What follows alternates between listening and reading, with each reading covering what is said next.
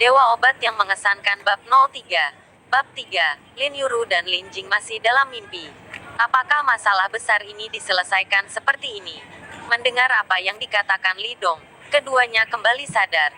Kamu bilang, kamu datang untuk menyewa rumah? Lin Yuru bertanya dengan heran. Ya, bukankah ada iklan untuk menyewa di depan pintumu? Li Dong menunjuk ke stiker di pintu dan berkata, lalu, mengapa kamu baru saja membantu kami? Lin Yuru bertanya, ketika jalan melihat ketidakadilan, ambil pisau dan bantu. Li Dong tersenyum, namun orang yang kamu kalahkan berasal dari keluarga Su, dan mereka pasti tidak akan menyerah. Lin Yuru menggigit bibir merahnya dengan ringan dan berkata dengan nada meminta maaf, insiden ini melibatkanmu. Scarface dan mereka pergi. Meskipun dia merasa lega, dia masih khawatir jauh di lubuk hatinya. Lagi pula, Li Dong tidak memukul orang biasa, tetapi brother Scar yang terkenal di kota Donghai. Menamparkan saudara Scar, pukul saja wajah keluarga Su, dan keluarga Su pasti akan datang untuk menemukan tempat itu. Pihak lain membantu mereka tetapi menyebabkan masalah seperti itu, dan Lin Yuru tentu saja menyesal. Li Dong tertawa, dia menatap Lin Yuru dengan kelembutan di matanya. Meskipun gadis ini telah tumbuh dewasa, kebaikannya tidak berubah sama sekali. Gadis seperti itu harus menjalani kehidupan yang stabil dan bahagia. Bagaimana orang-orang itu tahan menyakitinya? Tapi itu tidak masalah sekarang. Sekarang ada dirinya sendiri. Tidak ada yang bisa menyakitinya. Hei, masalah besar. Bukankah itu hanya beberapa bajingan?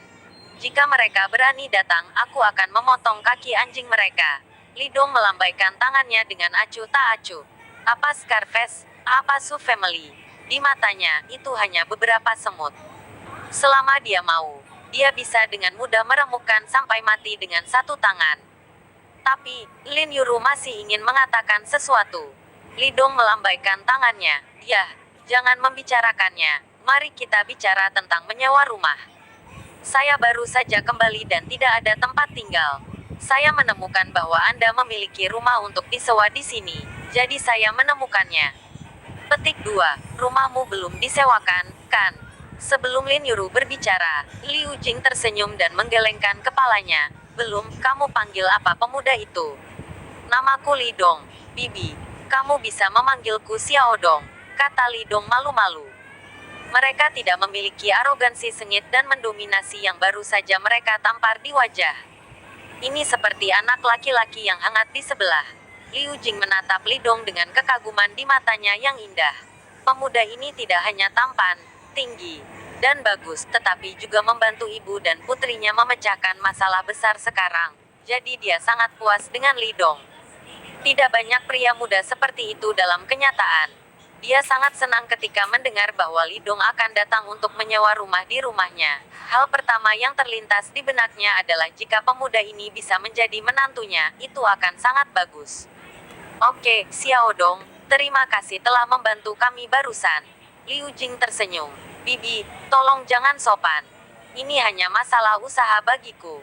Yang paling aku tidak mengerti adalah orang-orang yang menggertak orang lain. Mereka semua menggertak orang baik seperti Bibi. Mereka terlalu tidak manusiawi. Bagaimanapun, aku masih harus berterima kasih. Ayo lakukan ini. Jika kamu menyewa rumah di rumahku, aku akan mengurangi uang sewamu. Liu Jing tersenyum. Terima kasih banyak Bibi. Begitulah percakapan keduanya. Lin Yuru, yang berada di sebelahnya, memelototi Liu Jing. Ketika dia melihat mata Liu Jing, dia tahu apa yang dia buat.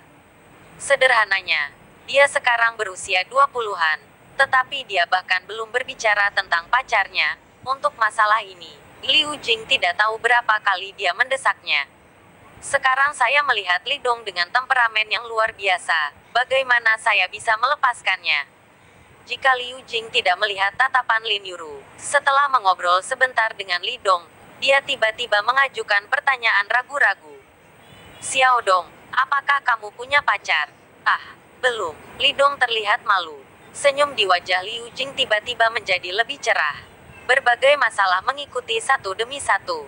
Di mana rumahmu? Kampung halaman saya di Yanjing. Di mana Anda bekerja sekarang? Saya belum mendapatkan pekerjaan. Saya baru saja kembali dari luar negeri, siap untuk memulai bisnis saya sendiri.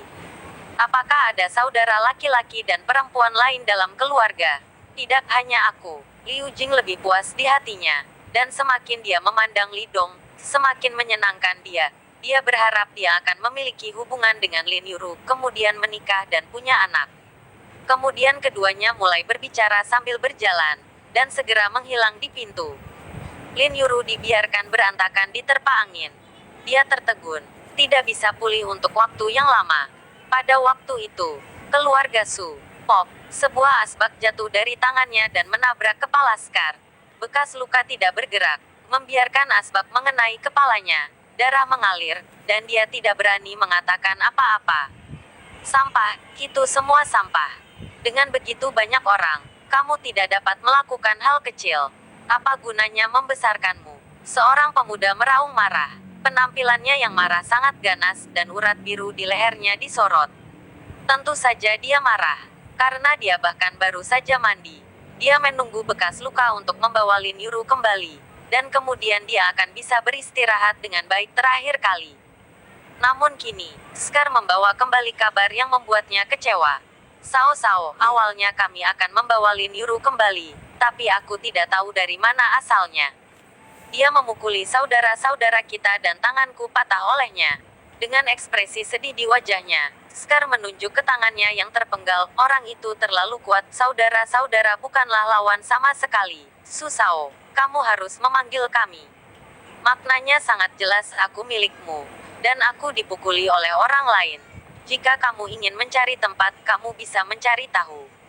Mendengar ini, mata Suping sedikit menyipit. Punya Lian Jiazi. Tentu saja dia tahu bahwa jika gangster Scar ini dihadapkan dengan praktisi sejati, itu akan menjadi kacau. Siapa orang itu? Apakah dia tidak tahu bahwa kamu adalah orang-orang Suping? Suping bertanya. Saya mengatakannya pada saat itu.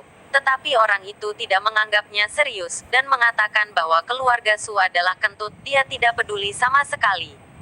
Bagus. Wajah Suping segera menjadi suram. Kata-kata ini tidak menempatkan Suping dan keluarga Su di matanya. Di kota Donghai, tidak ada yang berani untuk tidak memberikan wajah keluarga Su, apalagi mengabaikan keluarga Su. Sekarang, pihak lain tidak hanya memukul orang itu, tetapi juga tidak menempatkan keluarga Su di matanya. Hal ini tidak dapat dihitung. Segera, Suping mengeluarkan ponselnya dan memutar nomor. Keenam, datang ke sini, ada pekerjaan yang harus diselesaikan. Setelah menutup telepon selama beberapa menit, seorang pria muda dengan rambut putih mendorong pintu dan masuk. Pemuda ini bertubuh kekar, dengan otot-otot yang diikat, dan tangannya penuh kapalan.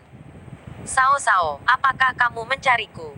Suping mengangguk, keluarlah denganku, aku akan mengajari seorang pria yang tidak memiliki mata panjang. Bagus. Jadi, Suping membawa pemuda berkepala putih bernama Lao Liu, Scarface dan lainnya, secara agresif ke arah keluarga Lin.